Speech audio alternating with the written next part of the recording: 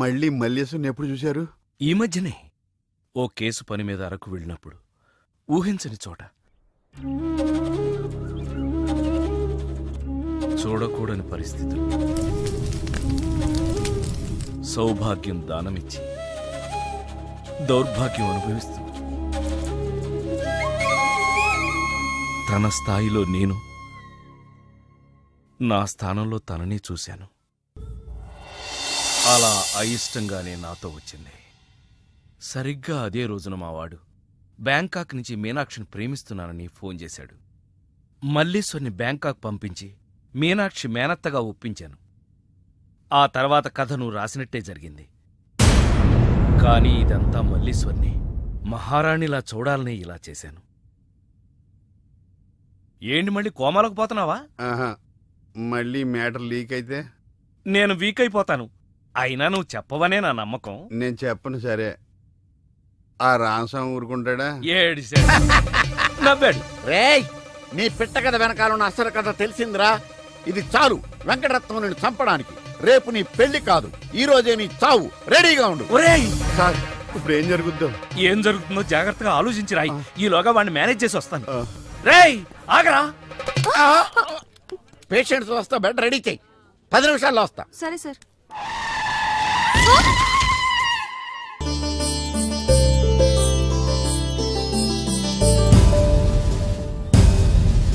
శ్రీవారి పెళ్లి కొడుకు కోసం ఎలా ఉంది? నా పెళ్లి నీకు ఏడాకోళంగా ఉందా? ఇంతకీ క్లైమాక్స్ రాసి వచ్చావా? 3 రకాల క్లైమాక్స్లు రాశానండి. 3 ఎందుకు? ఏం జరుగుద్దో తెలియక. 1, కొడుకు పాయింట్ ఆఫ్ వ్యూలో నిజం తెలిసి పెళ్లి ఆగిపోవడం. 2, మల్లేశ్వరి పెళ్ళొద్దంటాం. ఇంకేం మిగిలింది? రామస్వామి వెళ్ళి ఫుల్గా మీ ఫ్లాష్ బ్యాక్ వెంకటరత్నానికి చెప్పాడు. మొన్న హాస్పిటల్లో బయలుదేరిన రామస్వామి గారు ఇంతవరకు ఇంటికి చేరలేదు. వాడు ఏమైపోయాడో, ఎక్కడున్నాడు? 10 నిమిషాల్లో వస్తారు అనుకుంటే పేషెంట్తో వస్తారనుకున్నాను. మీరేంటి పేషెంట్ అయ్యి వచ్చారు? ఎలా జరిగింది సార్? అంబులెన్స్ గుద్దింది. అదృష్టవంతులకు అంతే. మరి ఇంకే నువ్వు కూడా వెళ్ళి అంబులెన్స్ తో గుద్దించుకురా. వెళ్ళు. ఏంటి సార్ ఇంత టెన్షన్ గా ఉంటే పర్సులో మేడం గారి ఫోటో చూస్తూ ఉంచుంటారు? ఈ ఫోటో చూస్తేనేరా ఎంత పెద్ద సమస్య అయినా చిన్నదిగాను, మా ఆవిడే పెద్ద సమస్యగాను కనపడుతుంది. ఎవరిదంటారు? రామస్వామిము. ఊరుకోండి సార్, 3 రోజుల నుంచి కనిపించినోడు ఇక్కడికి ఎలా చేస్తాడు? 3 ముళ్ళు పడకూడదనేనేమోరా. ఏమండోయ్, ఫోన్ వెంకటరత్నం గారికంట. వెంకటరత్నానికి సరే, చేసింది రామస్వామి. అబ్బే, ఏదో హాస్పిటల్ నర్సు, కానీ చేయించింది రామస్వామి. ఏంటి, గోపాలం అంత పనిచేశాడా? రాయ్ గోపాలం! అయ్య బాబోయ్!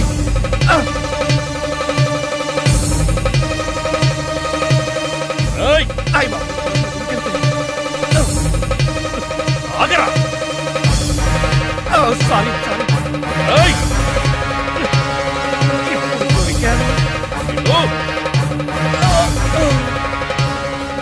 అసలు విషయం ఏంటమ్మా? అది బావా జరిగింది. ఇంకా నేను ఈ టెన్షన్ తట్టుకోలేను గాని కళ్ళు మూసుకుని 1 నుంచి 3 దాకా లెక్క పెడతాను. నువ్వు నన్ను కాల్ చేసి జైలుకి వెళ్ళిపో, నేను పైలోకానికి వెళ్ళిపోతాను. 1, తర్వాత 2, ఆ పైన ఇంకా మోడలేదు. యారా, నన్ను చివరి చూపులు చూడడానికి వచ్చావా? లేదు, ఆ రామస్వామి ఫోన్ లో మల్లీశ్వరి మ్యాటర్ చెప్పలేదని చెప్పడానికి వచ్చాను. మరి ఆ రామస్వామి హాస్పిటల్లో ఉన్నా చూడడానికి వెళ్ళలేదని ఆయన కోపం వచ్చింది. మిమ్మల్ని ఎవ్వరూ ఏం పీకలేరు. నన్ను నేనే పీక్కున్నానే. వాడు మల్లీశ్వరి కథ చెప్పేసి ఉంటాడని తొందరపడిపోయి నా ఫ్లాష్ బ్యాక్ అంతా నేనే చెప్పేశానే. వస్తానండి. ఎక్కడికి? పైలోకానిక? కాదు, మీ సావు కబురు అమ్మగారికి చెప్పాలి కదా. గోపాలం, నన్ను చంపేరా. నేనా? నువ్వే. నిన్నా? అవును, నన్నేరా. ఆనాడు నువ్వు మల్లీశ్వరిని ప్రేమించావని తెలియకే కదా నా చెల్లెల్ని నీకిచ్చి పెళ్లి చేసి పెద్ద తప్పు చేశాను. కాని నా తప్పు నువ్వు దిద్దుతున్నావు. అందుకే ఈ పెళ్లి దగ్గరుండి నేను చేయిస్తాను. కానీ బావా, ఈ విషయం నా చెల్లెలికి తెలియకూడదు సుమా. అంతేనా? అంతే. యారా, మొదటి క్లైమాక్స్ లో దెబ్బతిన్నావా? 2వ క్లైమాక్స్ లో మీరు దెబ్బతింటారులేండి. ఎలా? రామస్వామి వచ్చి మీ ఫ్లాష్ బ్యాక్ మొత్తం మీ అబ్బాయి చెప్పేస్తాడు. హాస్పిటల్లో ఉన్న రామస్వామి ఇక్కడికి ఎలా వస్తాడరా? స్ట్రెచ్చర్ మీద ఎగురుకుంటూ వస్తాడా? ఎటెళ్ళాలి సార్? ఇటు. వచ్చి మా వాడికి లెటర్ రాశాడు చేతికి అందిస్తాడా? అది చూసి మా వాడు షాక్ అవుతాడా? కరెక్ట్ గా గ్యాస్ చేశారు. అదే జరుగుతుంది చూడండి. ఇక నుంచి మీ క్లైమాక్స్ మీరు రాసేసుకోవచ్చు. వస్తా. నానా ఎంజాయ్ చెయ్యి, ఎవరికి అన్యాయం చేయొద్దని నువ్వు సందేశాలు ఇస్తే నువ్వు ఫాదర్వి కాదు గాడ్ ఫాదర్ అనుకున్నాను. కానీ నువ్వు 20 ఏళ్ల ఓ అఫైర్ ని దాచి ఎవరో నిన్ను ప్రేమిస్తున్నట్టు చెప్పించి నీకేం తెలియనట్టు నటించి చివరికి అమ్మతోనే పెళ్లి కొప్పించావంటే నువ్వు క్రిమినల్ లాయర్వి కాదు, క్రిమినల్వి. పార్థు, నేను ఈ పెళ్లి ఒప్పుకోవడానికి కారణం నువ్వేదో నన్ను ప్రేమించావని కాదు, మీ నాన్నగారి గొప్పతనం. బ్యాంకాక్ కి నువ్వు మీ అమ్మగారితో మా ఇంటికి వచ్చే ముందు రోజు రాత్రే మీ నాన్నగారు ఫోన్లో నాకు నిజం చెప్పారు.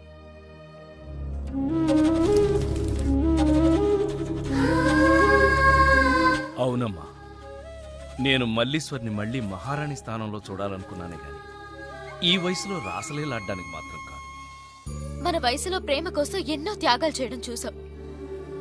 కానీ వీరి వయసులో ఒక స్నేహితురాలికి పూర్వ వైభవాన్ని కల్పించాలని చేసే ఈయన ప్రయత్నానికి చేతులెత్తి నమస్కరిస్తున్నాను.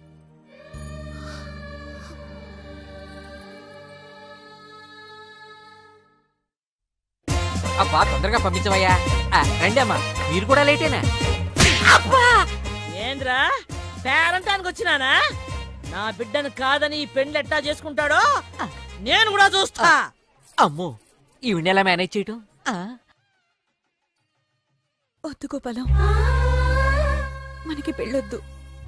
బాధ, దిగులు, ఉక్రోషం వీటన్నింటికంటే మనిషిని కృంగతీసేదేంటో తెలుసా? తప్పు చేశామనే భావన. ఆ బాధతోనే కదా నేను ఇదంతా చేసింది. ఆడది తన సర్వస్వాన్ని త్యాగం చేస్తుంది కానీ కట్టుకున్న భర్తని మాత్రం కాదు. ఆ నమ్మకంతోనే నేను ఇంతవరకు మౌనంగా ఉన్నాను. కానీ నా నమ్మకాన్ని అక్క తన అమాయకత్వంతో ఓడించింది. తన త్యాగంతో నన్ను గెలిచింది. ఓ మనిషి ఒకేసారి ఎంతమందినైనా మోసం చేయొచ్చు, ఎన్నిసార్లైనా ఒకే మనిషిని మోసం చేయొచ్చు. కానీ నా అనుకునే వాళ్ళని ఒక్కసారి కూడా మోసం చేయకూడదు. నన్ను క్షమించు, దయచేసి నన్ను మర్చిపో. ఆగమ్మా, క్షమించాల్సింది నన్ను. నీకు తెలియకుండా అన్యాయం చేసింది నేను. తెలియకుండా చేసిన తప్పుని కనీసం తెలిసి దిద్దుకునే అవకాశం ఇవ్వమ్మా. ఒకవేళ ఈ పెళ్లి జరగకపోతే నా చెల్లెలి పరిస్థితి. బావా, నువ్వన్నా చెప్పు బావా.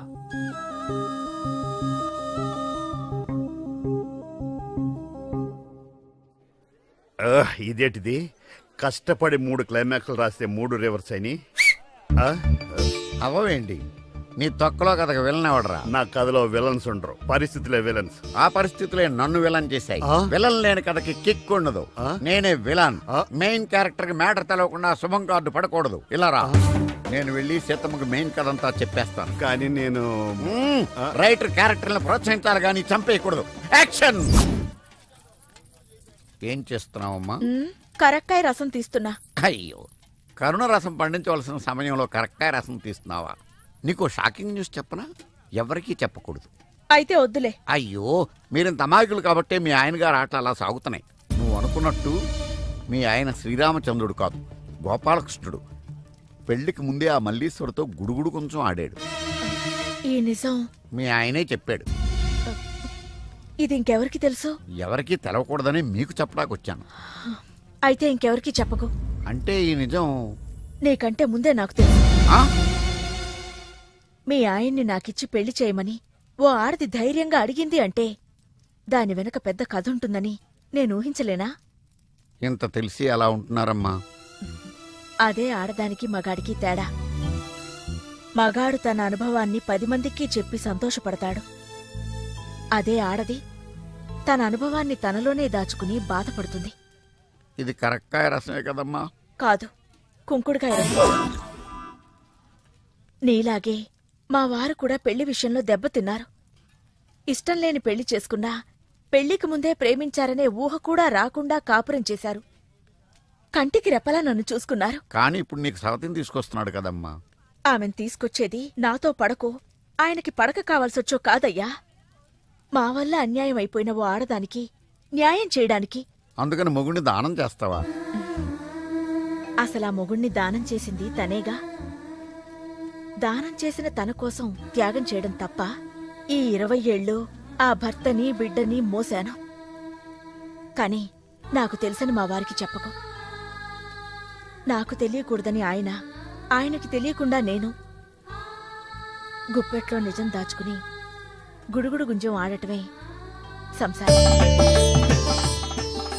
సార్, ఏమైంది? నేను ఓడిపోయానని ఒప్పుకోవడం కంటే మానవత్వంతో మీరు గెలిచారనుకోవడం కరెక్ట్ సార్. అసలు నిజమేందో చెప్పు. కొన్ని నిజాలు కొందరికే తెలుసు, దాచిన నిజం ఇంకొందరికి తెలుసు. అది తెలియని నిజమని మరికొందరికి తెలుసు. ఎవరికి దాయాలో కొందరికి ముందే తెలుసు. ఇందులో కొంచెం నాకు తెలుసు. మొత్తం అన్ని నిజాలు మీకు తెలుసు. అసలు నిజం మీ బావకు తెలుసు. నీ మాటలు దూరదర్శన్లో మధ్యాహ్నం వార్తల్లో ఒక్క ముక్క అర్థం కాల. కానీ ఎవరికి అర్థం అవ్వాలో వాళ్ళకి మాత్రం బాగా అర్థమయ్యేటట్టు చెప్పాడు. నాకు అర్థమైన నీ పిట్ట కథ నేను చెప్తాను. చెప్పు. అనగనగా ఒక బిడ్డ, ఆ బిడ్డ చేతిలో ఒక బెడ్డ, దూరంగా బ్యాంకాక్ లో ఒక చెట్టు, ఆ చెట్టుకు బాగా పండిన ఒక పండు. ఇది ఎక్కడ? ఈ బిడ్డతో ఆ పండును కొట్టాడు. అది గురితప్పి పక్కనున్న పిట్టకు తగిలింది. ఆ పిట్ట భయంతో రెట్ట వేసింది. ఇప్పుడు చెప్పండి, తప్పెవరిది? బిడ్డదా, బెడ్డదా, పిట్టదా?